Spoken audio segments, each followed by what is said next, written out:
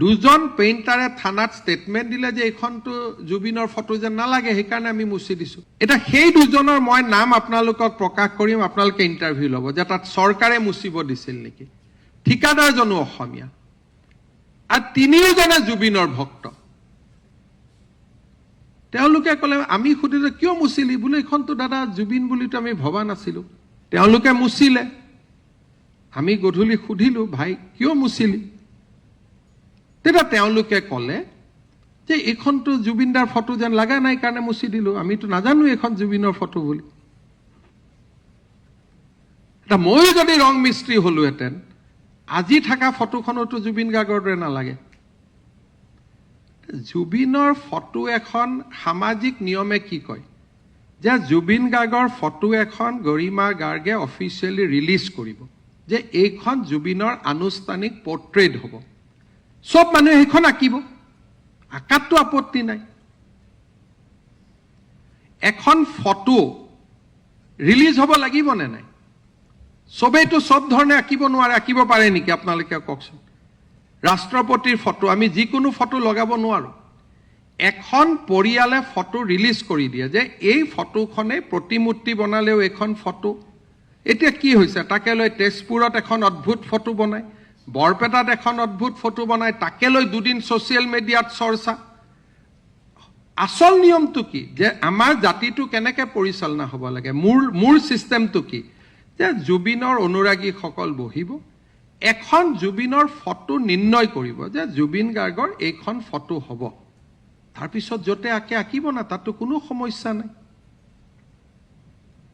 এতিয়া এই যিটো গ্ৰুপে ফটো আঁকে তেওঁলোক হ'ল SFI,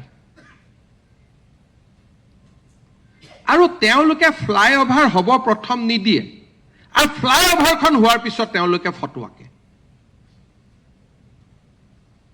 আপোনালোকে চাব, এই যে যিজন ল'ৰা, তেওঁ ভৰলুমুখৰ ফ্লাইঅভাৰ হ'ব নিদিয়ে, ইটো হ'ব নিদিয়ে, প্ৰথম গছ কিয় কাটিছে বুলি তেওঁলোকে আন্দোলন কৰে, এই একেটা গ্ৰুপ।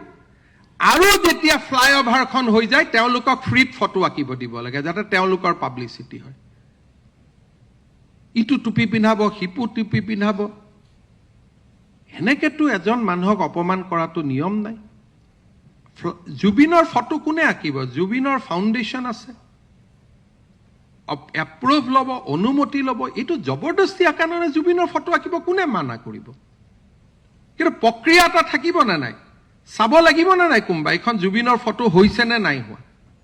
নহ'লে পিছত মই ভাল এজন আৰ্টিষ্ট, নীলপৱন বৰুৱাৰ দৰে কোনোবা এজন আৰ্টিষ্টক মাতি আনি আমি সেইটোৱে প্ৰস্তাৱ দিছিলোঁ যে বাবা তুমি নাআঁকিবা। পুলিচে তেওঁক কি কৈছিল, ষ্টেটমেণ্ট ল'ব যে তুমি নাআঁকিবা, আমি এজন ভাল আৰ্টিষ্টৰ হতুৱাই জুবিনৰ ফটোখন ইয়াত আঁকিম। তেওঁ কোন হয় ফটো আঁকিব?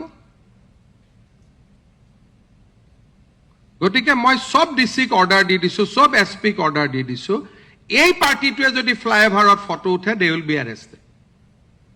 কাৰণ এওঁলোক হ'ল SFI, আৰু য'ত ত'ত গৈ পেলাই ফটোৰ ওপৰত চে গুৱেভাৰা বনাই দিয়ে। ভাই চে গুৱেভাৰা কোন হয়? মইতো কিউবাত গৈছোঁ, তাত আটাইতকৈ দেখিছোঁ, কিউবাৰ কথা ষ্টাডি কৰিছোঁ, আটাইতকৈ ড্ৰাগছৰ ব্যৱসায় তাত হয়। আমাৰ লগত চে গুৱেভাৰাৰ অসমৰ মাটি পানী বায়ুৰ লগত কি সম্পৰ্ক আছে? কোন হয়? অসমত যদি বিপ্লৱী বুলি ফটো আঁকে তে পৰেশ বৰুৱাৰ আঁকক।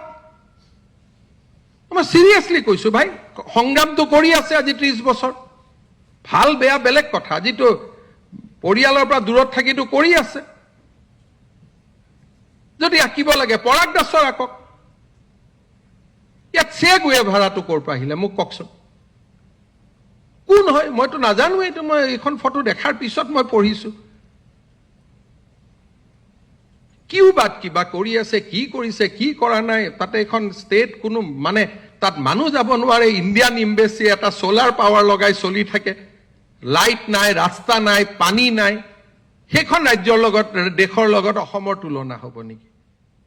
ফটো গাম্ভীৰ্যপূৰ্ণভাৱে যে আজি আমি এইখন ফ্লাইঅভাৰত অমুকৰ ফটো আঁকিম, জিলা আয়ুক্তই অনুমতি দিব। অসম চাৰু কাৰু কলা আমাৰ নিকেতন আছে, সুন্দৰ কৰি তাৰ ষ্টুডেণ্ট যাব, ধুনীয়াকৈ ফটো আঁকিব। কোনখন ফটো আঁকিব? গৰিমা আগতে চহী কৰি দিব যে এইখন ফটো জুবিন গাৰ্গৰ ফটো হ'ব তেনেকে এখন শৃংখলিত প্ৰদেশ কেনেকে চলে মোক কওকচোন ডিসিপ্লিন ষ্টেট এখন কেনেকে চলে তেনেকেইতো চলে